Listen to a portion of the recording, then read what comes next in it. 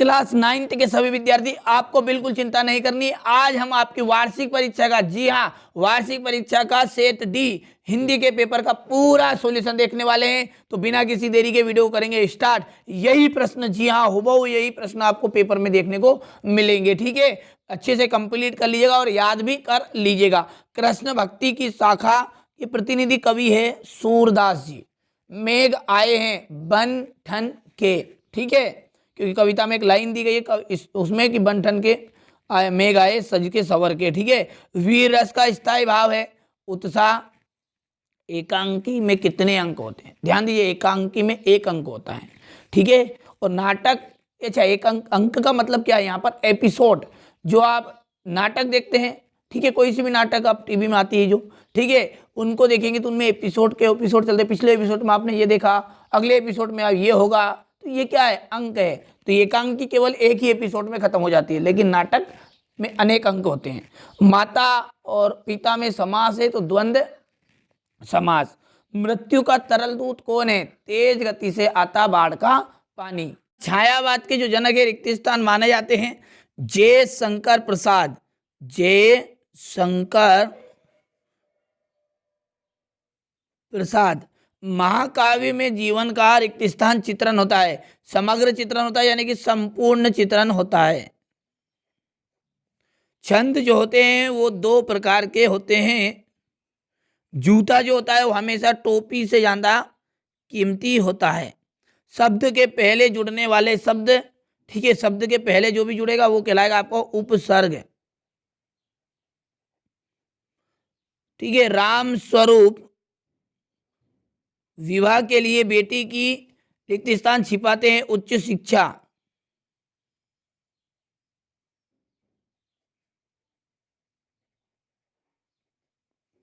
अब है सही जोड़ी। ठीक है, क्वेश्चन नंबर क्या है? 3 में सही जोड़ी है रसखान।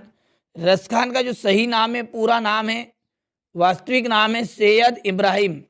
ठीक है, चलिए, काव्य की आत्मा रस को कहते हैं। कई अंकों वाली रचना, ध्यान दीजिएगा, एक अंक वाली एकांकी और जिसमें एक से अधिक अंक हो वो क्या कहलाती है? नाटक। अंक का मतलब क्या होता है? इसे इंग्लिश में कहते हैं एपिसोड। ठीक है, तो एपिसोड जो होते हैं, कितने एपिसोड होते हैं नाटक में? बहुत सारे एपिसोड। तो ये जो है कई अंकों वाली रचना हो गई। चौधरी चरण सिंह पूर्व प्रधानमंत्री, तो यहाँ पर हो जाएगा चौथा। आस्तीन का सांप, इसका मतलब था विश्वघाती, विश्वासघाती और जनसंपर्क विभाग। ठीक है, बाढ़ की रचना। ठीक है, तो यहाँ पर आपका जाए, देखिए यहाँ पर ये बाढ़ की सूचना है, ये हो जाएगा आपका छठा। चलिए, अब है सत्य और असत्य।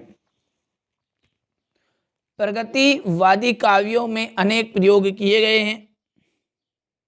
प्रगतिवादी कवियों ने अनेक प्रयोग किए हैं, नहीं असत्य बात है। ठीक है, जहां नायक नायिका के विरह का वर्णन हो, इसका, जब नायक नायिका के विरह का वर्णन हो तो वहां सहयोग श्रृंगार होता है, तो ये भी असत्य बात है, क्योंकि जहां विरह हो रहा है वहां वियोग है। सुमति अपने यजमानों में बहुत लोकप्रिय था, सत्य है। ही मात्र भार निपात शब्द है, बिल्कुल। लेखिका मृदुला गर्ग की परदादी लीक पर ही चलती थी, तो असत्य हो गई। गोपाल प्रसाद स्त्री शिक्षा संपर्क थे, समर्थक थे, तो ये असत्य है। एक वाक्य में उत्तर है। ठीक है, अब एक वाक्य में उत्तर है और पहला है ब्रिटिश राज का गहना क्या है? ठीक है, ब्रिटिश राज का गहना हथकड़िया।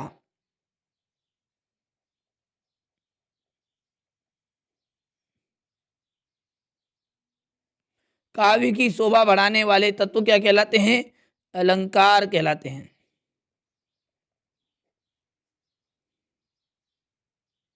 सबसे बुद्धिहीन जानवर किसे माना जाता है? ठीक है, गधे को। तारे गिनना का अर्थ क्या है? नींद ना आना।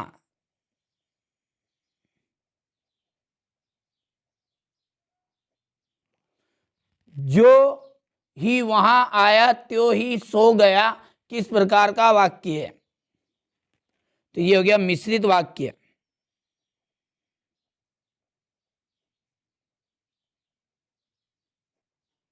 रीढ़ की हड्डी एकांकी किस समस्या पर आधारित है? विवाह समस्या पर।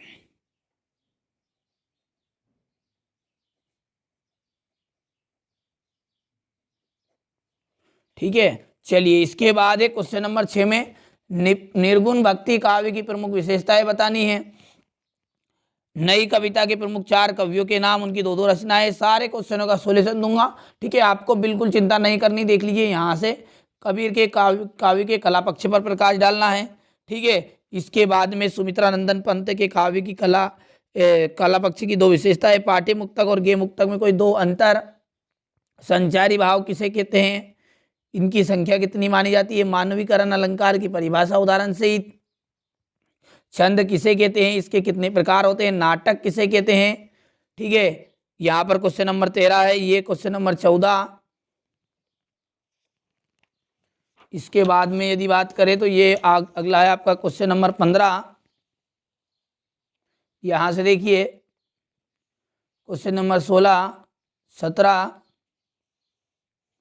18, ये 19, सारे क्वेश्चनों को समझाऊंगा, बिल्कुल चिंता नहीं करनी है। चलिए इसके बाद में यहाँ से देखिए क्वेश्चन नंबर 21। ठीक है, ये क्वेश्चन नंबर 21 का अथवा है। क्वेश्चन नंबर 22 और ये अंतिम आपका क्वेश्चन नंबर 23। तो यही प्रश्न हुबहू आपके परीक्षा में आपको देखने को मिलेंगे। तो ये आज मैंने आपको वार्षिक परीक्षा का हिंदी का सेट डी पेपर का सॉल्यूशन दिया है। ठीक है, क्वेश्चन नंबर 6 से लगा के 23 तक का सॉल्यूशन जल्दी ही अपलोड कर दूंगा। आपको नो टेंशन रहना, बिल्कुल जितना बताया जा रहा है उतना कंप्लीट करते चलिए। तो चलिए मिलते हैं अगले वीडियो में।